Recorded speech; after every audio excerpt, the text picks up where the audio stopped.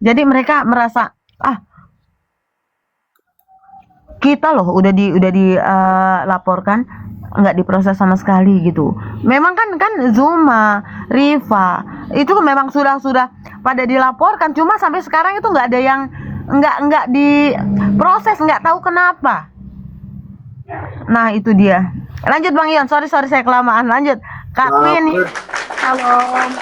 itu mungkin Ini yang di bawah kan nggak kelihatan ininya. Oh ini bot. Oke, lanjut Bang Ion, lanjut Bang Ion. ya nggak apa-apa, mungkin kakak bangun tidur mungkin mau olahraga, sebelum olahraga ya olahraga ini dulu lah, nggak apa-apa. Iya Bang Ion, gini Bang Ion. Salam kenal ya. Salam kenal Bang Kak Queen. Jadi Bang Ion, saya kan juga murtadin ya Bang Ion. Iya. Saya ada kakak 4, punya adik 1. Jadi saya ikut Kristus dari usia saya muda sekali. Jauh banget sebelum saya menikah. Saya dulu pernah mengalami sesuatu hal yang semua perempuan tidak akan pernah bahkan Bayangkan tidak gitu. akan mau membayangkannya. Itu kejadian saya waktu itu. Sampai saya keluarga saya semuanya berhijab. Kejadian itu terjadi ketika saya pulang dari Gramedia. Saya kan hobinya membaca Bang Yon dari dulu, dari SD kelas 2 lah. Saya tuh udah dibiasakan membaca karena bapak saya seorang tentara dulu, marinir di Cilandak di Jakarta. Nah, Gramedia ketika itu usia berapa? Kenapa? Di Gramedia waktu itu usia berapa? Tahun berapa tuh? Saya ke Gramedia waktu itu saya SMA. Dulu saya nggak ambil SMA, SMEA. Tahun berapa tuh? Oh, sekarang usia saya saja udah 55. Wow, berarti lama dong. Itu lama sekali, Bang Yon. Jadi saya SMA kelas 2. Gramedia apa? Matraman. Kenapa? Gramedia di Matraman. Enggak, bukan. Saya di Gramedia yang di Blok M. Jadi karena saya tinggalnya di Cilandak dulu. Udah jangan ngomong Cilandak. ke tempat tinggal, udah lanjut. Iya. Nah Bang Yon, ceritanya pulang dari Gramedia lah ya. Kemalaman. Karena saya baca terus sampai jam hampir mau tutup tuh jam 8:30. Sampai saya tuh ditegur sama security. Dibilang, kakak kan member di sini. Kalau mau ini aja bawa pulang. Lagian kakak kan sering sekali ke sini. Terus saya bilang, emang jam berapa sekarang Pak? Gitu. Jam 8:30. Nah keadaannya waktu itu karena di dalam, jadi waktu di posisinya itu Blok M itu, tahu kan Melawai itu kan menghadap ke sebelah kiri sana. Terus yang dulu Pasaraya. Iya. Yang pas seberangnya itu hotel, pokoknya di Blok M di Blok M ya. Karena udah lama sekali, saya juga udah, saya balik ke Jakarta itu cuma waktu itu begitu ibu saya meninggal waktu itu. Nah terus Bang Yon pulang dari situ karena dalam keadaan hujan gerimis gitu lah ya. Ini saya sedikit kesaksian dikit aja ya. Iya nggak apa-apa, bicara aja kan nggak apa-apa. Iya, ini agak rada berisik dikit, anjing saya kadang-kadang mereka bermain-main karena saya punya 8 anjing. Terus Bang Yon, gini, keluar dari Gramedia itu dalam keadaan gerimis. Begitu keluar dari Gramedia, saya mau belok kanan, ke arah belok kanan itu, terus mau ke kanan lagi karena dulu Blok M itu posisi terminalnya itu bukan yang seperti sekarang. Posisi terminalnya itu dulu pas banget di sampingnya yang banyak sekali orang-orang jualan kayak tempat makan atau apalah. Jadi itu dalam keadaan becek.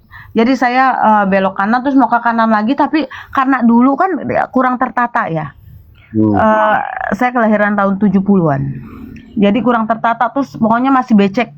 Beceknya itu bukan cuma basah, tapi ada lumpur, ada segala macam. Jadi saya, kayak gini. Saya karena saya berhijab dulu ya, pakai sekolah, pakai baju sekolahnya itu kan rok saya kan panjang sekali. Jadi saya, nggak lewat situ.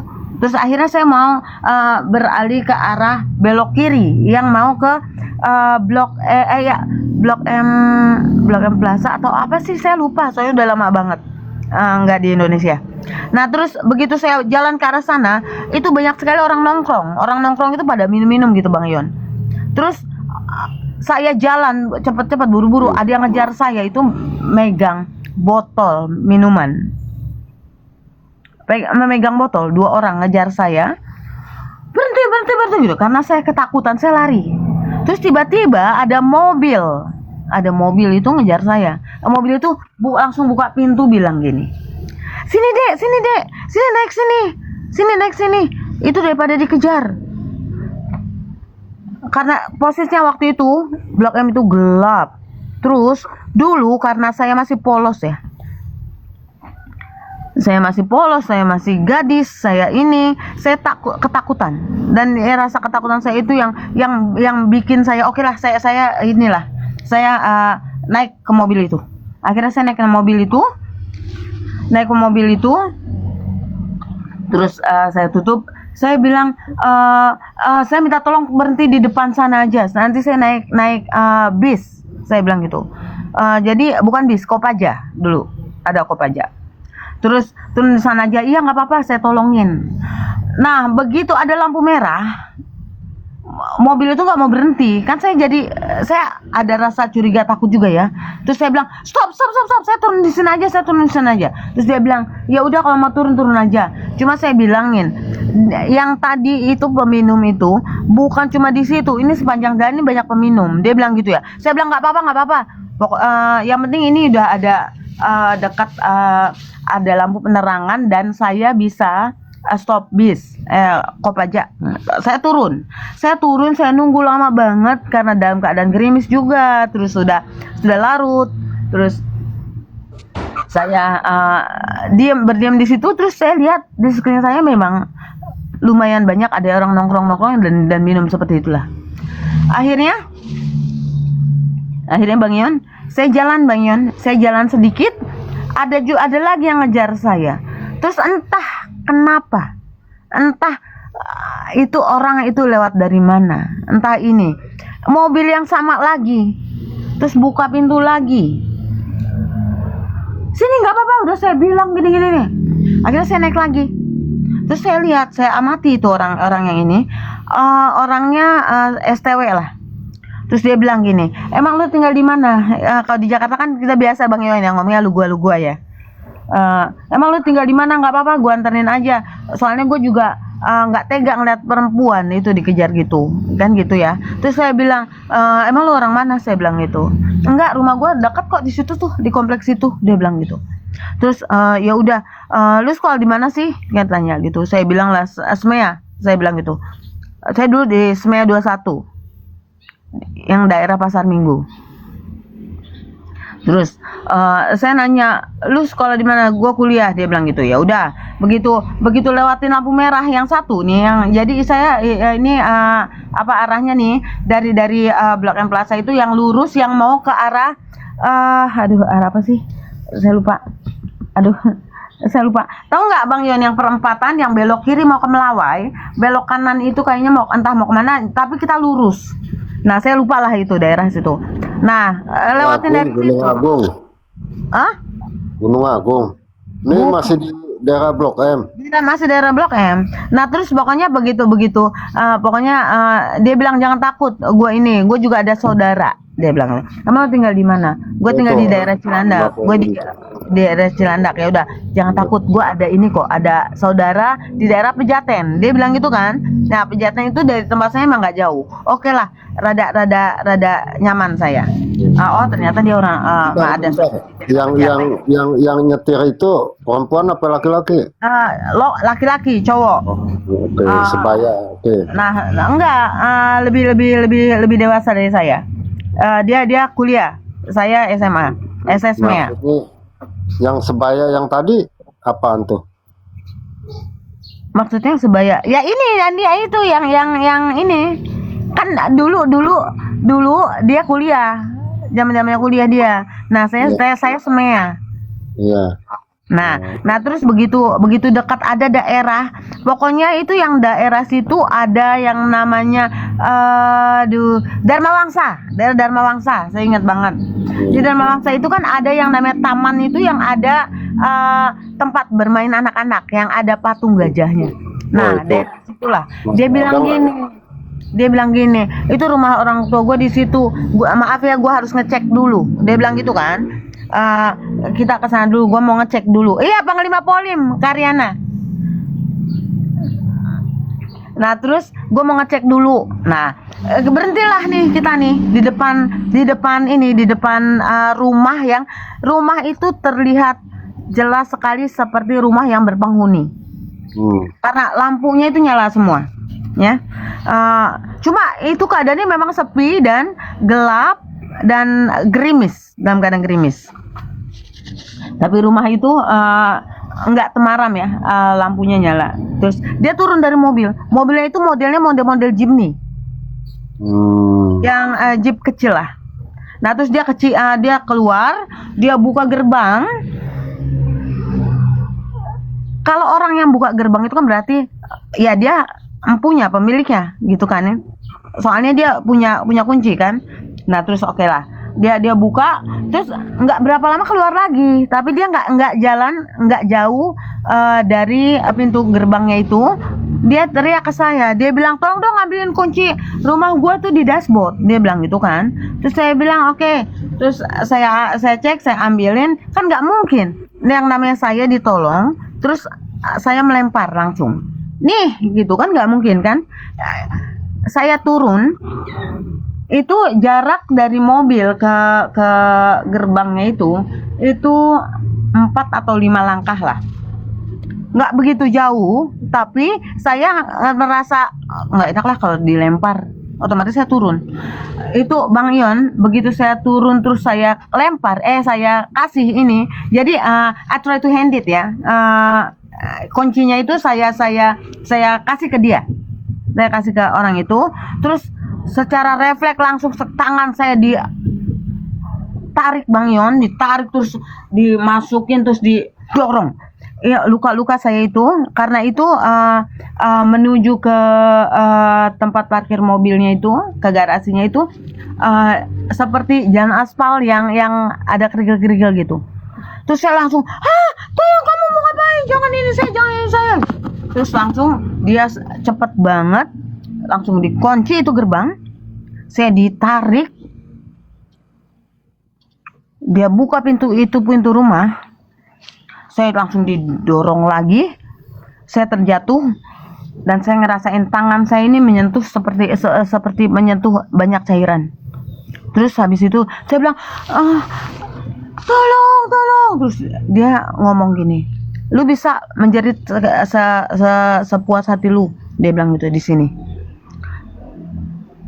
Tapi asal lu tahu, lu bukan korban pertama gua dan gak pernah ada yang selamat, dia bilang gitu. Dia ngomong gitu Bang Yon. Ini kayak sebentar gak sebelum di ini. Usia berapa sih waktu itu? Kenapa? Usia berapa waktu itu? Saya semea kelas 2. Kelas 12 pasti. 17 apa 16 ya? 15 ke 16-an. Iya. Saya Bang Yon, ini karena kisah hidup saya dan saya nggak akan pernah melupakan ini. Dan saya tidak pernah ada keberanian untuk menceritakan hal yang saya alami ke bapak saya. Iya sebentar, saya menerawang ini kayak cerita novel nih saya Pak. Bang Yon, bukan Bang Yon. Ya, kita orang Kristen. Iya, kita tidak boleh berbohong. Bukan maksud saya percaya kakak, tapi sabar dulu. Kenapa sih sabar? Iya. Maksud saya, ini saya jadi menerawang nih, kayaknya gue waktu zaman muda novel apa nih? Dasar Bang Yon. Iya, coba nggak apa-apa cerita aja. Iya. Terus Bang Yon ini apa?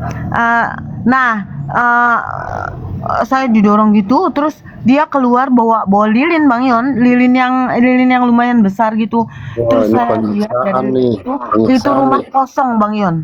Oh, enggak, Nah, itu di mana Kak? Itu di daerah mana kok bisa kosong? Oh iya, Jakarta dulu ini ya. jadi lambat laun saya berpikir itu ternyata mungkin orang itu cuma disuruh jaga rumah itu atau gimana lah ya. Nah, terus pokoknya pas kejadian itulah ya, itu rumah kosong, terus saya ditarik Bang Yon ke kamar mandi Bang Yon. Sampai Waduh. terjadilah itu. Sebelum hal itu terjadi, saya mohon, saya nangis, saya bilang, kalau lu punya mbah, lu anggap gua mbah lu, kalau lu punya adek gini. Dia bilang, gua nggak punya siapa-siapa, dia bilang gitu. Terus pokoknya setelah kejadian itu ya, saya persingkat aja ya Bang Yon ya. Bentar, jangan di WC ngapain kok dipersing? Bang Yon, saya Ini nggak. kadang-kadang Ya, saya diperlakukan yang tidak, yang senonoh, Oh, yang tidak senonoh. Nah, setelah itu saya nangis Bang Yon, dan saya bertanya-tanya, hmm. Tuhan kamu di mana? Ya Allah, lu di mana? Soalnya kenapa saya sampai sebegitunya? Saya jadi anak nggak pernah yang namanya membantah apa kata orang tua. Di rumah pun karena bapak saya seorang tentara ya, keras sekali. Setiap hari guru ngaji Bang Yon datang ke rumah. Semua anak-anak orang tua saya ini berhijab. Jadi tuntunan dari ininya seperti itu. Sampai itu kejadian itu saya bertanya-tanya itu, Tuhan kamu di mana, kok kamu nggak ini sih? Saya salah apa sih? Kok ini menimpa saya gitu, sampai seperti itulah ya Bang Yon ya. Nah, setelah kejadian itu tuh orang itu mau ninggalin saya di rumah itu Bang Yon. Terus saya lari, saya lempar itu mobilnya, kaca mobilnya pakai batu. Oh, itu udah malam apa masih? Oh Bang Yon, itu kan kejadian kan jam saya itu keluar dari Gramedia itu jam 8:30-an. Itu kejadian sampai kejadian itu jam 11:30 mungkin. Terus? Saya dihajar habis-habisan. Saya luka-luka Bang Yon. Tas saya di rumah itu, baju atasan saya sobek karena dipaksa sama dia, ditarik. Itu saya masih melakukan perlawanan itu. Cuma baju doang yang sobek, yang lain kagak sobek. Maksudnya? Iya, cuma baju doang, celana kagak atau Bang Yon, saya kan diperlakukan yang tidak senonoh. oke. Sampai Ini hal itu terjadi Bang Yon. yang di bawah. Sampai hal itu terjadi, saya diperkosa Oh, oke. sama orang Oke. itu. Nah, sepulang dari itu Bang Yon, setelah saya lempar itu, terus Ya. dia ngomong, terus dia Kelewatan ngomong gini. sekali itu orang. Iya, kepo banget Bang Yon. Nah, terus saya bilang gini, tolong anterin saya pulang, saya bilang gitu. Terus dia bilang gini, ya udah sini naik, gua anterin lu pulang ke Cilandak, dia bilang gitu kan ya. Terus di dalam mobil, karena dulu saya nggak ngerti ya, itu mobil ternyata bisa dimain-mainin, seperti pura-pura itu mogok, kek seperti itu. Terus dia bilang gini, jangan takut, lu gua anterin, lu turun, lu dorong dulu mobil gua, dia bilang gitu kan.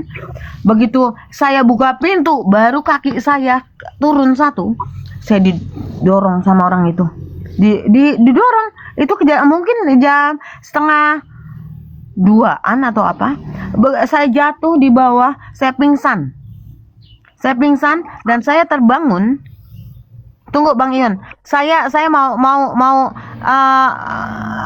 kasih komen dulu nih ke Papi Gembala. Papi Gembala, tadi kamu di room yang Kak Jenny tadi, kamu bilang yang akan melakukan penghakiman nanti adalah Bapak, bukan Yesus. Kamu dengerin ya. Tadi saya udah coba minta naik dan saya mau menjawab, tapi saya tidak dinaikkan. Ternyata itu hostnya itu entah Islam entah apa. Saya tidak dinaik-naikkan. Ada satu ayat, Papi Gembala. Kamu gak usah kabur. Kamu dengerin. Ada satu ayat ketika Yesus berkata, Aku dan Bapa adalah satu. Ya. Jadi kamu jangan coba-coba memframing kamu. Sorry Bang Ion, sorry. Nih, soalnya tadi saya sempat nonton ada Bang Eng, saya minta naik ke atas, saya nggak dinaikin ke atas. Kalau ada Karena Bang Eng tenang lah. Iya. Kalau ada Pak Eng itu tenang. Iya sih. Nah, terus ya udah saya lanjutkan ya Bang Eng ya. Sebentar. Ini Kenapa, Bang? pas lagi pingsan. Maksudnya waktu Kan saya pingsan ya Bang Eng. Bang Yon, saya pingsan. Terus saya bangunin. itu jam berapa tuh Kak? Oh, begitu saya dibangunin itu mungkin jam setengah 4 pagi. Jam Saya setengah dibangunin sama tukang pembersih-bersih daerah situ. Pak menggunakan, tahu kan yang tukang bersih-bersih itu sapunya itu kan panjang sekali tinggi ya. Iya, panjang sapu lidi. Ya. Iya. Terus tangan saya, hei bangun, lu pikir ini rumah lu gitu. Begitu saya bangun melihat sosok laki-laki, itu kemarahan saya langsung marah banget. Saya ambil batu, saya lempar dia, terus dia lari. Dia bilang, udah orang gila. Ini wajah saya ini masih berdarah, luka. Terus ada tukang nasi goreng lewat, ngeliatin saya. Baju saya kan sobek karena dipaksa itu ya. Terus orang gila. Saya kejar, saya lempar itu ininya gerobok ininya, saya lempar pakai batu, pecah lagi. Terus saya terduduk. Ada 2 anak-anak kecil ngelihat saya. Kakak kenapa? Laki-laki 2. Kakak kenapa? Kakak berdarah. Dia bilang gitu. Terus saya nggak bisa ngomong. Terus dia bilang, kakak lapar. Tunggu sebentar ya kak. Tunggu di sini. Anak-anak kecil 2 anak kecil itu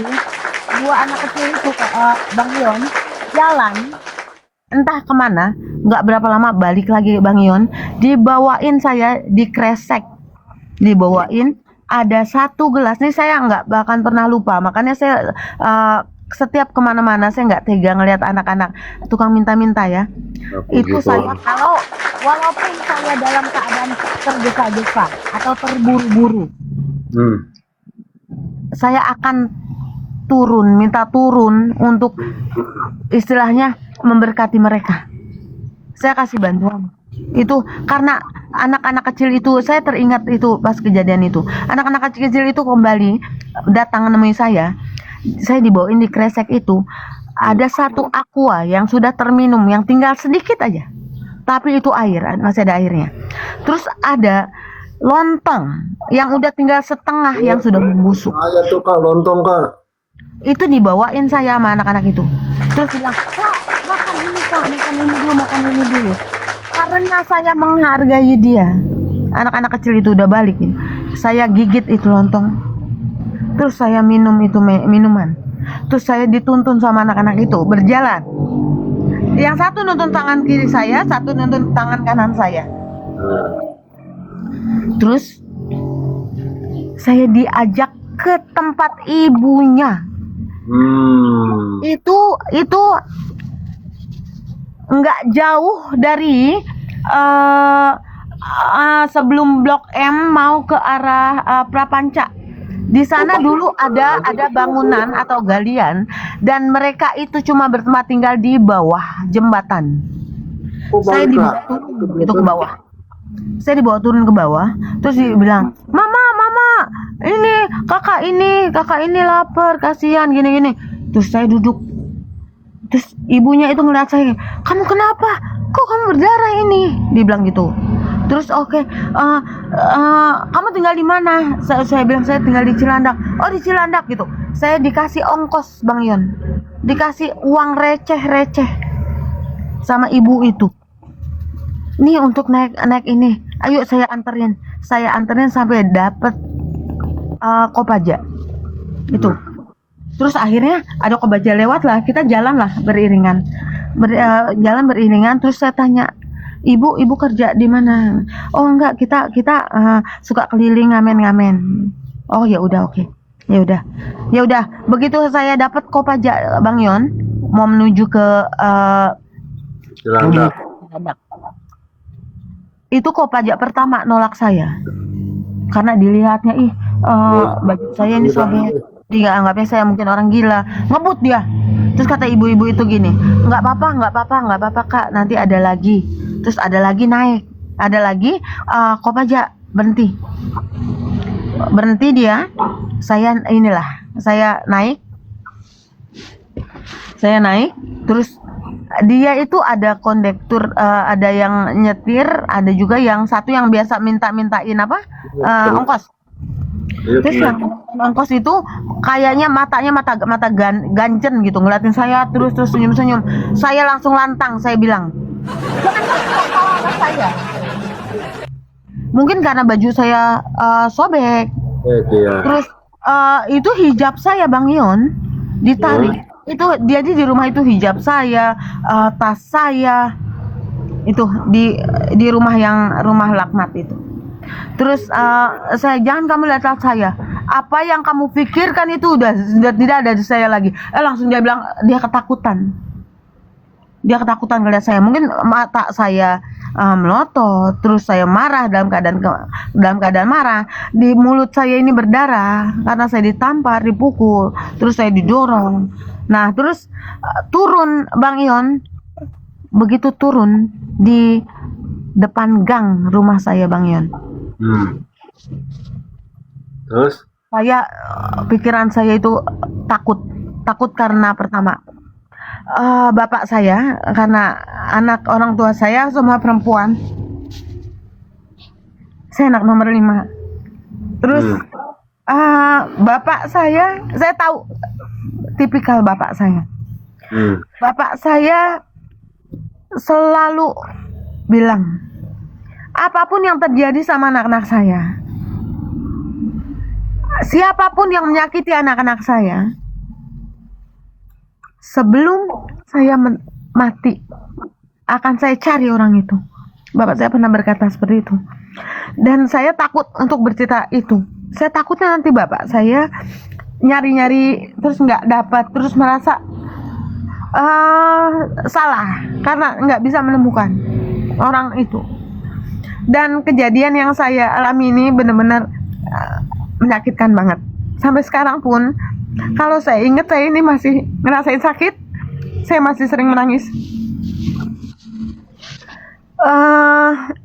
Terus saya juga nggak mau nyakitin perasaan ibu saya. Pasti akan ngerasain sakitnya yang luar biasa ya. Jadi itu saya simpen Bang Yon. Di depan gang rumah saya berpikir saya nggak mau pulang. Kebetulan saya ada teman yang tinggalnya satu gang, tapi rumahnya itu lebih dekat untuk saya lewati. Jadi saya mampir di rumah itu. Itu sekitar jam setengah 6.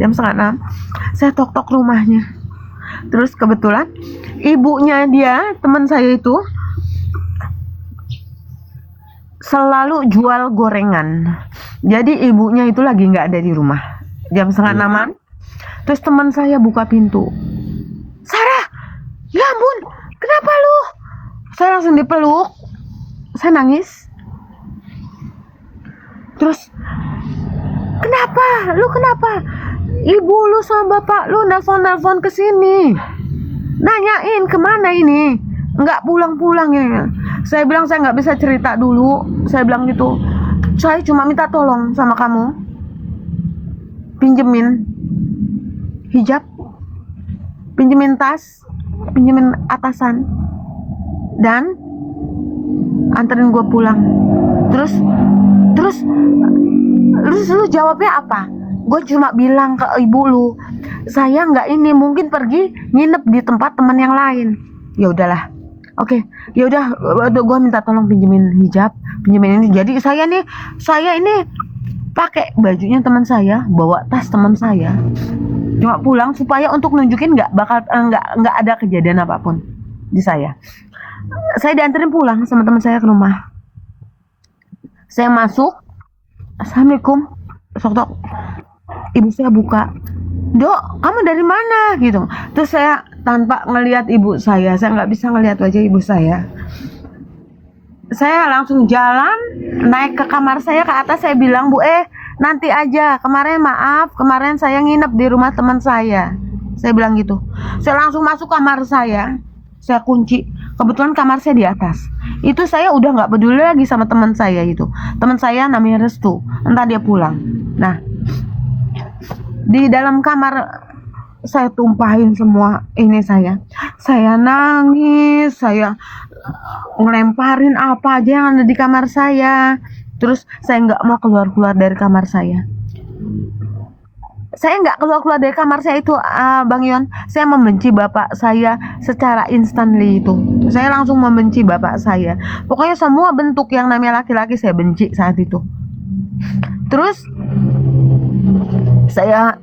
ibu saya tok pintu. Dok, makan. Saya bilang, Bu, saya nggak mau makan. Saya nggak mau. Saya nggak mau buka pintu rumah. Selama 2 hari itu, Bang Yon, benar-benar saya dalam keterpurukan. Saya nggak makan, saya nggak ini. Ibu saya selalu tok pintu, bapak saya tok pintu. Saya bilang, nggak mau. Jangan ada yang tok pintu kamar saya bilang gitu. Terus ya udah, akhirnya ini mereka udah nggak mengganggu saya. Saya bilang sama ibu saya, Bu, maaf, saya nggak mau sekolah lagi, saya nggak mau tinggal di Jakarta, saya mau tinggal di Jogja. Saya bilang gitu. Kebetulan di Jogja itu ada mbah saya. Terus ibu saya bilang, kenapa, Dok? Kamu tinggal 1 tahun lagi, selesaiin dulu, baru nanti kamu ke Jogja gitu. Terserah nanti kamu mau kuliah di Jogja atau gini. Saya bilang, enggak, saya nggak mau balik sekolah lagi, saya mau ke Jogja. Saya bilang gitu. Ya udah, nanti ibu bilangin ke bapak.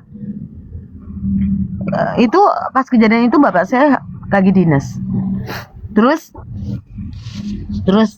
ibu saya bilang, enggak, saya nggak mau nunggu bapak. Saya mau hari ini juga, sekarang juga. Akhirnya ibu saya nganterin saya lah ke terminal Lebak Bulus untuk naik bis yang mau ke Jogja. Ibu saya bilang, Dok, kamu hati-hati ya. Kebetulan saya kan udah sering ke tempat mbah saya, jadi saya tahu. Oke. Iya, makasih Bu, gini. Akhirnya saya sampailah di rumah mbah saya ya. Saya tinggal di Jogja deh itu. Saya tinggal di Jogja selama 3 tahunan, Bang Yon. Selama 3 tahunan. Dari saya usia 16 sampai mau menuju ke 20 tahun. Saya baru pulang dan saya baru memaafkan bapak saya. Selama saya di Jogja, Bang Yon, kerjaan saya cuma pergi ke pematang sawah. Duduk di kalau di sawah itu di kampung ya, ada dia buat kayak semacam rumah yang tanpa jendela, tanpa pintu, yang kita bisa duduk sambil memandang-mandang sawah. Jadi kerjaan saya setiap hari seperti orang linglung, seperti orang stres. Saya selalu keluar dari rumah mbah saya selalu bawa batu kerikil. Saya genggam, saya jalan ke penatang sawah, saya duduk di apa sih namanya itu, saung. Saya duduk itu, selalu saya lempar. Saya selalu ngomong, Tuhan kamu di mana? Tuhan kamu di mana? Itu. Ya, dan itu saya masih berhijab. Tuhan kamu di mana? Kamu di mana? Gitu. Terus sampai sekali waktu, ini mau ke 3 tahunnya, ada tetangga mbah saya jalan nemuin saya dalam keadaan saya duduk di saung itu. Terusnya, hai, kamu anaknya Yeti ya? Terus saya bilang gini, kamu siapa? Saya bilang gitu. Oh, saya temennya dan saya tetangga mbah kamu. Dia bilang gitu. Terus saya tahu apa yang kamu rasain. Saya sering ngeliat kamu di sini. Kamu di sini cuma ngelempar-lempar batu. Dia bilang. Apapun yang kamu rasakan, dia bilang, tolong dilupakan. Kamu masih muda. Kamu nggak bisa hidup kayak gini. Maafin semua orang yang nyakitin kamu, dia bilang. Terus saya bilang, saya dengan angkuhnya saya bilang, kamu tahu apa tentang hidup saya? Dia bilang, percaya sama saya tahu kamu pernah mengalami sesuatu yang gak bakal bisa kamu maafkan, tapi kamu masih muda, kamu wanita, kamu perempuan, kamu harus bisa menata diri kamu. Tata diri kamu dari sekarang, maafin orang yang sudah menyakiti kamu. Dia cuma ngomong gitu aja. Terus, saya mau meluk kamu boleh? Terus saya dipeluk dia, saya nangis. Terus saya balik dulu ya. Nanti kalau kamu pulang ke Jakarta, salam buat Yeti, salam buat ibu kamu. Saya temennya ibu kamu. Orang itu jalan pulang. Bang Ion, saya jangan dikasih gift. Nanti saya di framing sama orang-orang itu. Saya ini nyari gift. Bilang aja saya salah pencet. Soalnya saya banyak sekali, saya di framing, saya pesundal, saya ini, saya itu. Ya bilang aja hostnya salah pencet si Bang Ionnya. Lanjut. Dasar Bang Ion. Nah terus Bang Ion, Ya. saya langsung jalan tuh balik ke rumah mbah saya. Yang tadinya saya bener-bener nggak mau bercerita ini ke mbah saya atau ke keluarga saya, itu menguatkan saya untuk bercerita sama mbah saya. Saya langsung, mbah saya itu lagi duduk di kursi rotan yang bisa goyang-goyang, kursi goyang ya. Terus saya langsung duduk, saya pegang pahanya mbah saya bilang, Mbah, saya boleh, saya mau cerita Mbah gitu. Sini duduk sini, nggak apa-apa, cerita aja, nggak apa-apa. Saya bilang, tapi Mbah jangan cerita ya sama ibu sama bapak. Saya bilang gitu, nggak bakalan, Mbah nggak bakalan bercerita. Dan itu, kata-kata itu dipegang sama mbah saya sampai mbah saya meninggal. Karena mbah saya meninggal di rumah saya di Jakarta. Mbah saya itu nggak pernah cerita. Saya ceritain semua kejadian itu ya ke mbah saya. Terus mbah saya megang kepala saya. Mbah saya bilang gini, yang melakukan itu bukan bapak kamu. Kamu nggak seharusnya membenci bapak kamu. Sekarang kalau kamu mau pulang, nanti kamu bisa telepon bapak kamu, bisa minta dijemput. Iya Mbah, saya mau minta maaf sama bapak. Saya bilang gitu. Ya udah, kamu telepon bapak kamu sekarang.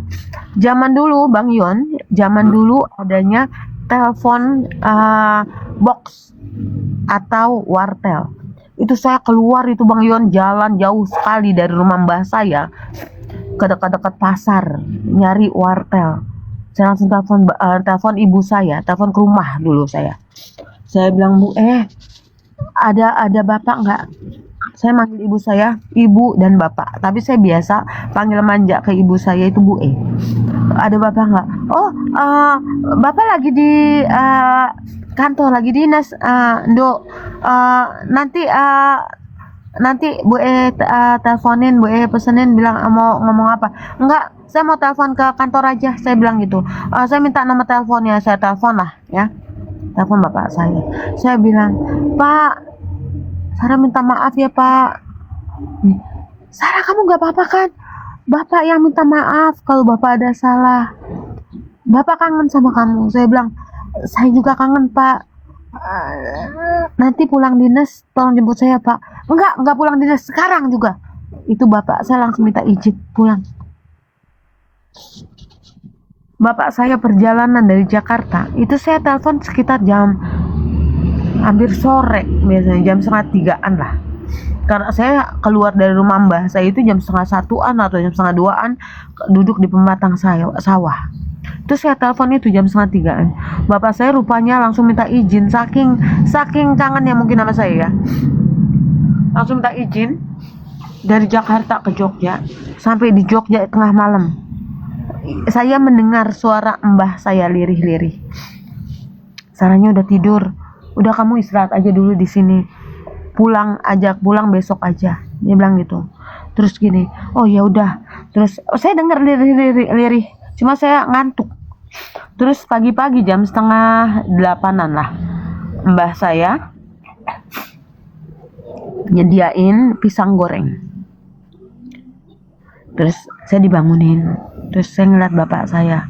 Saya bilang, Pak, saya minta maaf ya. Iya, saya mau pulang. Terus, enggak, kamu nggak ada salah. Kamu nggak pernah ada salah. Mungkin Bapak yang ada salah. Bapak saya ngomong gitu. Saya dipeluk sama bapak saya. Saya bilang, saya mandi. Ya udah, kita langsung pulang ke Jakarta ya. Kita langsung pulang ke Jakarta ya. Dia bilang, iya. Saya mandi, langsung kita naik bis. Di dalam bis, bapak saya itu selalu menggenggam tangan saya. Bapak saya bilang gini, apapun yang terjadi sama kamu, Bapak bisa ngerti. Tapi kamu punya orang tua, kamu bisa bercerita.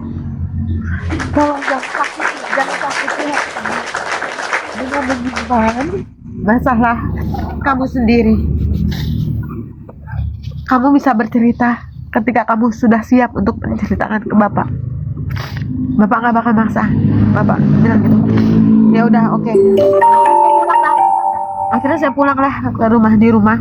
Ya udah, tapi saya tetap simpen itu, saya nggak bercerita. Terus bapak saya bilang gini, sekolah kamu belum selesai, kamu ambil apa namanya yang apa sih disebut ya, jadi nerusin di rumah. Jadi ada guru, jadi saya dapat ijazah sendiri, lulus SMEA. Terus bapak saya bilang, Dok, kamu mau kuliah atau ambil jurusan apa? Bapak yang biayain, karena kamu belum siap untuk bekerja. Ya udahlah, oke. Saya ambil kursus lah ya. Saya ambil D3 pariwisata. Selama saya itu selama saya pulang sampai saya kuliah itu saya masih dalam pencarian Tuhan yang sebenarnya. Tuhan, kamu di mana? Tuhan, kamu di mana? Dan saya kembali ke habitat saya sebelumnya. Saya hobi membaca. Saya balik lagi ke Gramedia. Tapi yang saya baca itu buku-buku tentang ketuhanan. Itu saya baca dari Hindu, Buddha. Saya baca juga itu ada ilmu-ilmu tentang Islam. Terus sampailah saya kepada Alkitab. Dan rupanya sampailah saya kepada ini yang saya cari. Yesus Kristus, ini Tuhan saya yang sebenarnya. Karena ketika saya membaca Alkitab itu, saya benar-benar menemukan ketenangan. Sampai akhirnya saya berani untuk berbohong ke orang tua saya setiap hari Minggu. Saya selalu bilang sama ibu sama bapak saya, nanti bangunin saya ya, saya mau ikut CFD, Car Free Day. Kalau di Jakarta ada Car Free Day ya Bang Ion ya. Saya mau ikut Car Free Day, dibangunin saya setiap hari itu. Saya pergi keluar dari rumah, saya keluar dari rumah masih berhijab. Iya. Saya keluar dari rumah masih berhijab. Keluar dari rumah, saya bawa tas. Saya bawa tas backpack kecil untuk baju ganti. Saya keluar dari rumah, saya jalan ke gereja. Saya nunggu sampai gereja itu terbuka. Saya ganti baju di kamar mandi umum. Itu setiap minggu itu saya seperti itu. Itu saya simpan. Saya simpan itu kebohongan saya sampai bapak saya meninggal. Saya nggak cerita, saya nggak terbuka karena saya takut. Pertama, karena keluarga saya Islam kuat banget ya. Jadi saya nggak berani untuk bilang, untuk ngungkapin. Akhirnya ketika bapak saya meninggal, ketika bapak saya meninggal, Bang Yon, karena saya sudah Kristen, saya tahu saya nggak bakal ikut berdoa. Saya berbohong lagi. Saya bilang sama ibu saya, Bu, maaf, saya nggak bisa ikut berdoa. saya lagi datang haid. Ibu saya bilang, ya udah nggak apa-apa dok, kamu di kamar aja. Itu dulu saya selalu baca Alkitab Bang Yun.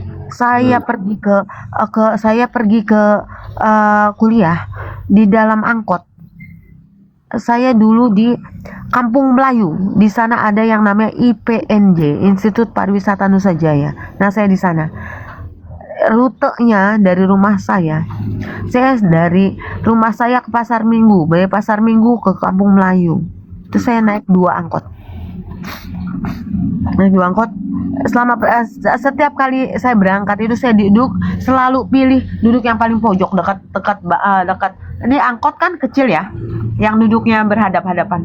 Saya selalu milih duduk yang paling pojok tuh, karena saya turunnya di tempat yang paling ujung di terminal Kampung Melayu.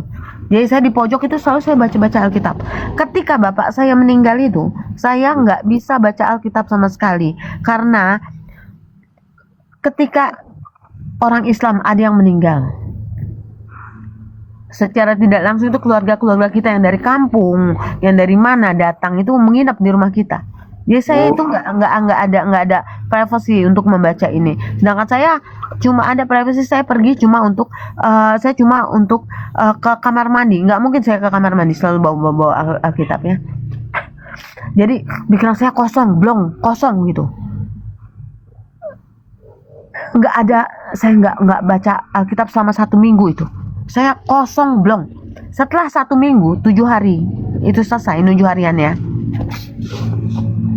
Ibu saya ngajak saya, kakak saya, dan adik saya untuk ngurus semua surat-surat kematian bapak saya. Kan bapak saya seorang tentara, dia semuanya diurus lah itu. Karena ini akibat kecelakaan lah, soalnya bla bla bla bla, banyak sekali di daerah Kuitang, daerah Kuitang. Setelah ngurus itu, ibu saya ngajak saya, yuk kita ke ini yuk, kita shopping dulu, namanya Rimo, yang sekarang itu jadi Plaza Indonesia, yang ada berseberangan dengan Hotel Mandarin di HI sebelahnya tuh, ini kan HI. Tahu. Ada pusat perbelanjaan dulu, itu namanya Rimo. Nah, salah satu kakak saya itu dulu kerja di Rimo. Nah Bang Yon, dulu biasanya saya Bang Yon, saya anak yang paling manja, karena saya sebetulnya mau jadi bontot, cuma kesundulan sama adik saya. Nah, jadi saya selalu manja, saya selalu, Bu saya mau itu ya, saya mau itu ya. Terus ibu saya selalu, ya udah ambil dong, seperti itu. Dulu biasa saya seperti itu. Sampai sebelum kejadian saya yang mengalami pemerkosaan itulah, itu saya masih manja seperti itu. Nah, pada hari itu pas banget kita di depan pusat perbelanjaan itu Bang Yon, saya merasa linglung. Saya bilang sama ibu saya, Bu saya nggak mau masuk ke dalam ya, saya mau duduk di situ. Jadi ini di depan Plaza Indonesia itu ada taman yang ada bangku yang terbuat dari semen itu kan Bang Yon ya. Saya duduk di sana sendiri Bang Yon. Saya duduk, saya buka, saya ambil Alkitab Bang Yon. Saya buka, saya baru baca Matius, saya lupa Matius apa. Pingsan saya Bang Yon, kayak ada gitu Bang Yon. Saya ngerasain ada yang masuk, kayak ada petir yang menyambar saya. Oh, kirain nyamuk cuma. Bukan nyamuk lah. Terus saya pingsan Bang Yon. Saya sadar. Security buka, yang bangunin saya. Begitu buka kakak pingsan, belum baca. Oh, lanjut. Security bangunin saya. Security itu orang timur, orang seberang. Saya dibilang gini, saya nanya, saya di mana gitu. Sister, manggil saya sister. Kamu di ruang security sister, kamu nggak boleh seperti ini. Terus saya tanya, kamu siapa? Saya security sini. Ini sister, lihat ini, kamu baca ini. kamu berhijab. Kamu tidak boleh seperti itu. Kamu harus memilih. Tuhan akan marah. Itu security ngomong seperti itu ke saya. Terus saya nangis. Terus ditanya, security itu nanya sama saya, kamu di sini sama siapa? Saya ada kakak saya, ada ibu saya, ada adik saya. Nama ibu kamu siapa? Nanti saya yang manggil. Terus langsung lah dipanggil lah. Security itu langsung jalan ke dalam, dipanggil lah lewat apa tuh kayak yang operator. Ya ini ibu ini yang halo-halo ya itulah informasi ya. informasi. Iya, Lagi informasi. Ibu saya datang langsung ke ruang security itu. Terus "Dok, kamu nggak apa-apa dok, kamu kenapa kamu gitu?" Terus iya saya nggak apa-apa bu, gini, kamu sakit ya gitu, pantesan tadi kamu pucat, dibilang gitu kan ya. Terus enggak, saya nggak apa-apa bu, gitu. Terus ya udah, ayo kita pulang yuk gitu. Ya udah kita pulang, kita naik taksi kan ya, kita berempat. Ibu saya duduk di depan, saya, kakak saya, adik saya, kita di belakang. Saya posisinya itu di belakang pas banget ibu saya, tempat ibu saya duduk. Di samping saya itu adik saya, yang dekat jendela itu kakak saya. Saya sambil pegangan bangku yang tempat ibu saya duduk. Saya bilang gini, Bu, saya minta maaf kalau saya selama ini ada salah. Saya mau jujur sama Bu, saya nggak bisa lagi berbohong. Saya bilang gitu. Ibu saya nengok ke saya bilang gini, enggak dok, kamu nggak pernah salah, kamu nggak pernah berbuat salah, kamu nggak pernah bohong sama Bu, cuma adik saya ini perasa banget. Adik saya bilang, yaudah kalau mau jujur aja, bilang di sini, ngomong aja sekarang. Terus kata ibu saya ngomong, nggak usah, nanti aja di rumah. Ya udah, saya tunggu sampai di rumah kan. Sampai di rumah, adik saya itu yang langsung ngomong, sini katanya lu mau jujur, bilang aja, ngomong sekarang. Terus saya bilang, tunggu, saya mau semuanya ngumpul. Saya bilang gitu, saya mau semuanya ngumpul. Ya, semuanya udah ngumpul, saya ngomong ke ibu saya. tekan nih. Ini security ini yang menguatkan saya untuk berkata jujur. Nggak bisa seperti ini. Tuhan akan marah. Dibilang gitu. Ya udah, saya jujur ngomong ke ibu saya. Bu, saya minta maaf, saya minta tolong maafin saya bilang. Selama ini saya udah bohong. Saya udah bukan Islam, Bu. Saya Kristen, saya bilang. Saya sudah bolak-balik ke gereja. Semenjak saya pulang sampai bapak saya meninggal itu saya udah bolak-balik ke gereja. Saya bilang gitu. Semenjak saya balik ke Jakarta. Terus saya langsung, saya diusir Bang Yon. Kakak saya 4. Saya anak nomor 5. Saya punya adik 1. Saya diusir, saya dibilang saya kafir. Saya diusir. Sampai kakak saya kan ada yang udah punya anak ya. Kakak saya itu bilang ke saya, keluar lu dari rumah sini. Jangan pernah lu datang apalagi nyentuh anak gua. Keluar lu dari sini ya. Pokoknya saya diusir-usir lah gitu. Saya kira ceritanya tentang kisah itu. Oh iya, Bang Yon, udah. Iya, saya sudahin aja, terlalu panjang ya. Sorry ya Bang Yon. Enggak apa-apa ini, Kak. Iya, nah itu kesaksian saya. Ya udah. Sorry ya Bang Yon, kepanjangan. Bang Dedru. Dibilang kagak apa-apa. Kak Queen, enggak, terlalu panjang, sorry ya. Nah ini kesaksian saya.